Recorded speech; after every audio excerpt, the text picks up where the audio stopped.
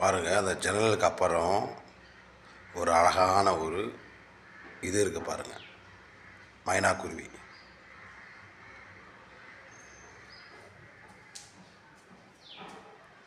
தெரியுதுங்களா? ஜன்னலுக்குள்ளே பாருங்கள். இயற்கையே ஒரு அழகு தான்.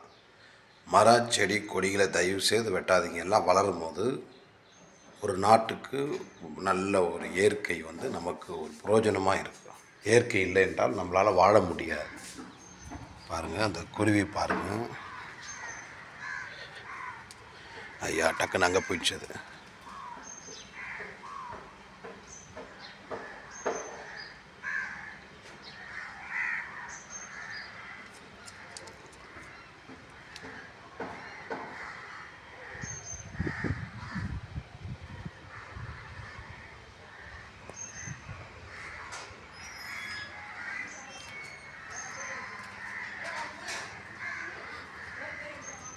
எங்கள் வீட்டு மாங்காய் மரத்தில் கூட பார்த்திங்கன்னா நிறைய குருவிகள், குட்டி குட்டி குருவிகள்.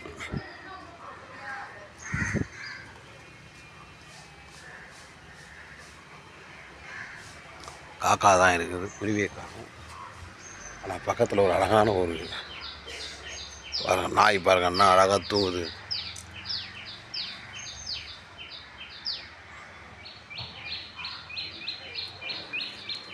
இயற்கையை பார்த்து ரசிக்கிறது எவ்வளோ நல்லது தெரியுமா?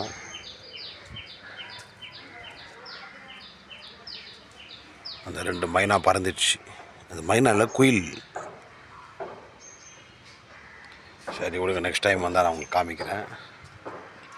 இப்போ நான் ரொம்ப முக்கியமாக என்ன பண்ணுறேன்னா, வேதத்தை எழுதி கொண்டே இருக்கிறேன்.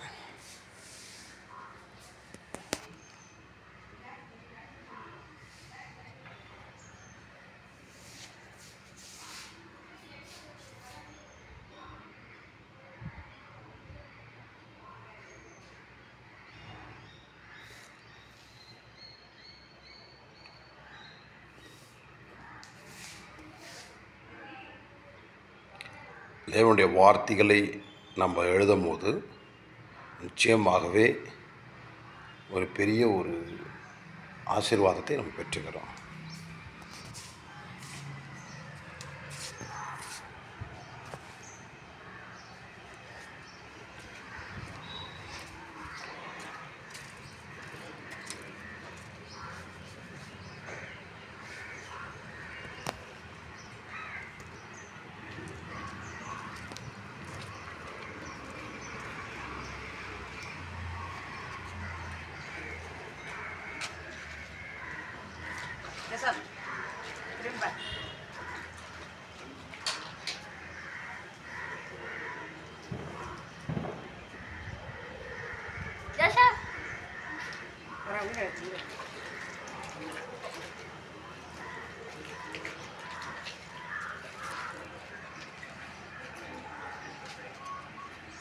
God bless this tree, Lord Jesus Christ.